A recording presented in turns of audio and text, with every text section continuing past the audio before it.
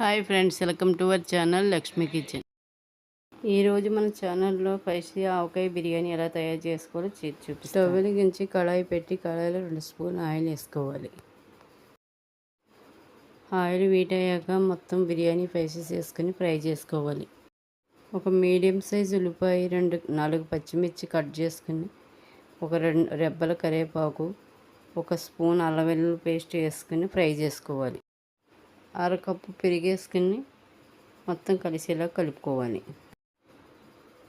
Cup ఆవకాయ వేసుకొని కలిసేలాగా కలుపుకోవాలి.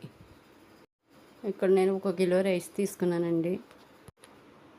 కిలో రైస్కి 1.5 వాటర్ పోసుకోవాలండి. 1 స్పూన్ సాల్ట్ వేసుకుని 5 నిమిషాలు మూత పెట్టుకుని మరిగించుకోవాలి. మూత తీసి చూస్తే ఇలా వాటర్ మరుగుతుందండి. 1 కిలో రైస్ వేసుకుని మొత్తం కలిసేలాగా కలుపుకొని కొంచెం పుదీనా వేసుకుని 10 నిమిషాలు మూత పెట్టి ఉడికించుకోవాలి. 10 నిమిషాల తర్వాత మూత తీసి చూస్తే ఇలా ఉడుకుంటుందండి.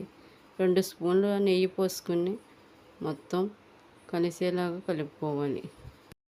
అంతేనండి, ఎంతో టేస్టీ అయిన ఆవకాయ బిర్యానీ రెడీ అయిపోయింది. మీరు కూడా ట్రై చేయండి. ఎలా వచ్చిందో కామెంట్ చేయండి. ఈ వీడియో కనుక నచ్చితే లైక్ చేయండి, షేర్ చేయండి, సబ్స్క్రైబ్ చేసుకోండి. Thank you.